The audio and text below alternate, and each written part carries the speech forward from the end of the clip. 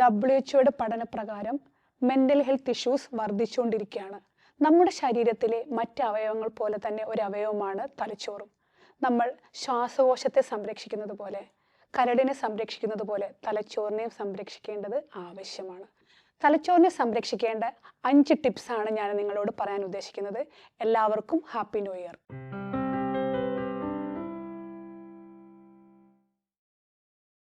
ഒന്നാമത്തേത് സ്ലീപ്പാണ്.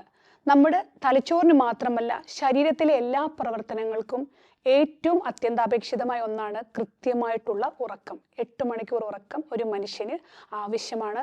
കുട്ടികളിൽ മണിക്കൂറിൻ്റെ അളവ് ഇതിൽ കൂടുതലായിരിക്കും. കാരണം പകൽ സമയങ്ങളിൽ നമ്മുടെ ശരീരത്തിന് മറ്റനവധി ജോലികളുണ്ട്. നമ്മൾ യാത്രയാക്കുക, പോവുക, വരിക, ജോലി. രാത്രി സമയത്ത് ബാക്കി എല്ലാ പ്രവർത്തനങ്ങളും ഒഴിവാക്കി ഉറങ്ങുന്ന സമയത്താണ് നമ്മുടെ ബ്രെയിൻ ക്ലീൻ ചെയ്യുന്നത്. നമ്മുടെ ഓവർ ഇമോഷൻസിനെയും നമ്മുടെ പ്രശ്നങ്ങളെയെല്ലാം ക്ലീൻ ചെയ്ത് വൃത്തിയാക്കുക എന്നുള്ള ജോലി നടക്കുന്നത് രാത്രിയിലാണ്. അതുകൊണ്ട് കൃത്യമായൊരു ഉറക്കം നമുക്ക് ആവശ്യമാണ്.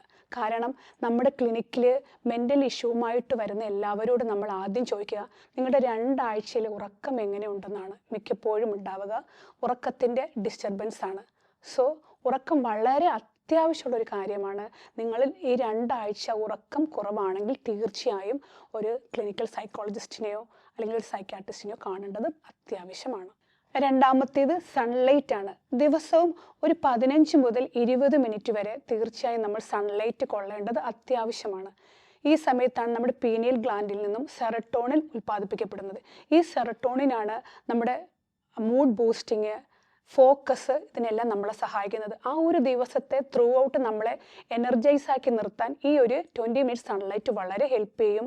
ഈ സെറട്ടോൺ നമ്മുടെ ബ്രെയിൻ്റെ ഹെൽത്തിന് വളരെ ആവശ്യമാണ്. നമ്മുടെ ശരീരത്തിൻ്റെ ഡേ ടു ഡേ പ്രവർത്തനങ്ങൾക്കും സെറട്ടോണിൻ ആവശ്യമാണ്. മൂന്നാമത്തേതാണ് കാർഡിയാക് എക്സസൈസ്, ജോഗിങ്, വാക്കിങ് തുടങ്ങിയവ. കാരണം നമ്മുടെ ബ്രെയിനിലേക്ക് ഈ പ്രവർത്തനത്തിന് ആവശ്യമായിട്ടുള്ള ഓക്സിജൻ, ബ്ലഡ് ഇവയൊക്കെ എത്തുന്നതിന് നമുക്ക് എക്സസൈസ് ആവശ്യമാണ്. നല്ല എക്സസൈസിലൂടെ മാത്രമാണ് ബ്ലഡ് ഫ്ലോ നന്നായി പോവുള്ളൂ. ഇതിനായി നമുക്ക് എക്സസൈസ് ആവശ്യമുണ്ട്. സോ റിസർച്ചുകൾ പറയുന്നത് 130 മുതൽ 180 മിനിറ്റ്സ് പെർ വീക്ക്, അതായത് ഒരു 30 മിനിറ്റ്സ് പെർ ഡേ നമ്മൾ കാർഡിയാക് എക്സസൈസ് ചെയ്തിരിക്കണം. മാത്രവുമല്ല ഈ കാർഡിയാക് എക്സസൈസ് ചെയ്യുമ്പോഴാണ് ഹ്യൂമനിൽ ഉണ്ടാകുന്ന ഒരു പ്രത്യേക പ്രോട്ടീൻ, അതിൻ്റെ പേരാണ് BDNF അഥവാ ബ്രെയിൻ ഡിറൈവ്ഡ് ന്യൂറോട്രോപിക് ഫാക്ടർ. ഈ പ്രോട്ടീൻ ഉൽപ്പാദിപ്പിക്കപ്പെടുന്നത് ഇത്തരത്തിലുള്ളൊരു കാർഡിയാക് എക്സസൈസ് എന്നല്ല, ഈവൻ ഫുട്ബോളിൽ പോലും നമുക്കത് കിട്ടുന്നുണ്ട്. ഈ എക്സസൈസ് നമ്മുടെ മെമ്മറി, കോഗ്നീഷൻ ഇവയെല്ലാം കൂട്ടാനും വളരെ അത്യാവശ്യമാണ്. സോ ഈ കാലഘട്ടത്തിൽ നമ്മുടെ കുട്ടികൾ, എസ്പെഷ്യലി സ്കൂളിൽ വർക്ക് ഹെക്റ്റിക്കാണ്, നമ്മുടെ കുട്ടികൾ എത്രത്തോളം എക്സസൈസ് ചെയ്യുന്നുണ്ട്, കളിക്കാനായി പുറത്തു പോകുന്നു എന്നുള്ളത് നമ്മുടെ പേരൻസ് ശ്രദ്ധിക്കേണ്ട ഒരു കാര്യവുമാണ്. ജോഗിങ്, സൈക്ലിങ്, വാക്കിംഗ് ഒക്കെ വരുമ്പോഴേക്കും നമുക്ക് ഡോപ്പമിൻ്റെ അളവും കൂടുന്നുണ്ട്. സോ നമ്മുടെ ബ്രെയിൻ ആവശ്യമുള്ളൊരു സംഗതിയാണ് എക്സസൈസ് എന്നുള്ളത്. നമ്മുടെ ആൾക്കാർ മാറ്റിവെക്കുന്ന ഒരു സംഗതിയുമാണ്. സോ ഇപ്പോൾ ഈ ജനുവരി സ്റ്റാർട്ട് ചെയ്യുകയാണ്, എല്ലാവർക്കും ഒരു ന്യൂ ഇയർ റെസൊല്യൂഷൻ പോലെ ഒരു എക്സസൈസ് സ്റ്റാർട്ട് ചെയ്യാവുന്നതാണ്. മറ്റൊന്ന് social connection. Love hormone, cuddling hormone എന്നൊക്കെ പറയുന്ന ഓക്സിറ്റോസിൻ്റെ ഉൽപ്പാദനം വളരെയധികം നടക്കുന്നത് സോഷ്യൽ കണക്ഷൻസിലൂടെയാണ്. മനുഷ്യനൊരു സാമൂഹിക ജീവിയാണ്. അതുകൊണ്ട് തന്നെ മറ്റുള്ളവരുമായി ഇൻറ്ററാക്ട് ചെയ്യാൻ മനുഷ്യൻ അധികമായി ആഗ്രഹിക്കുന്നുണ്ട്. ഒരമ്മ ഒരു കുഞ്ഞിനെ കെട്ടിപ്പിടിക്കുമ്പോഴുണ്ടാകുന്ന ആ ഒരു ഹഗ്ഗിലുണ്ടാകുന്ന ഓക്സിറ്റോസിൻ കാരണമാണ് പാൽ ചുരത്തുന്നത്. അതുകൊണ്ട് തന്നെ ഭാര്യ ഭർത്താക്കന്മാർ തമ്മിലുള്ള റിലേഷൻസ്, അമ്മ മക്കൾ തമ്മിലുള്ള റിലേഷൻസ്, ഫ്രണ്ട്സ്, നമ്മൾ ചേർന്നിരിക്കുന്ന ഇടങ്ങളിലെല്ലാം തന്നെ ഓക്സിറ്റോസിൻ ഉൽപ്പാദിപ്പിക്കപ്പെടുന്നുണ്ട്. അതുകൊണ്ട് ആങ്സൈറ്റി, ഡിപ്രഷൻ തുടങ്ങിയ മെൻ്റൽ ഇഷ്യൂസിന് സോഷ്യൽ കണക്ഷൻസിൽ ഉണ്ടാകുന്ന വിള്ളലുകൾ കാരണമാകാറുണ്ട്. ഭാര്യ ഭർത്താക്കന്മാർ തമ്മിലുള്ള ഇഷ്യൂസ്, ഡൈവോഴ്സ്, അമ്മ മക്കൾ തമ്മിലുള്ള ഇഷ്യൂസ്, ഇവയെല്ലാം തന്നെ നമ്മുടെ ഐഡൻറ്റിറ്റിയെ ബാധിക്കുന്ന എല്ലാത്തരം സോഷ്യൽ കണക്ഷൻസ് ഇഷ്യൂസും മാനസിക ആരോഗ്യത്തെ ബാധിക്കാറുണ്ട്. Finally the last 5th one is nutrition for the brain. നമ്മുടെ ബ്രെയിൻ ഏറ്റവും ആവശ്യമുള്ള ഫുഡ് ഏതാണെന്നറിയോ? omega-3 fatty acids.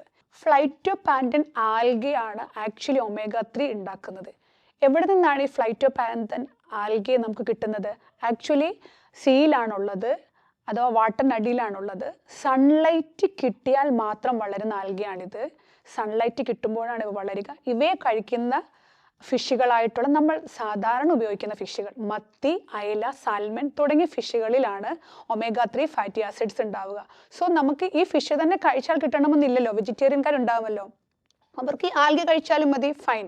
അടുത്തതായിട്ടുള്ളതാണ് polyphenols and flavonoids. അവയും നമ്മുടെ മെമ്മറി കൂട്ടാൻ വളരെ ആവശ്യമുള്ള സംഗതികളാണ്.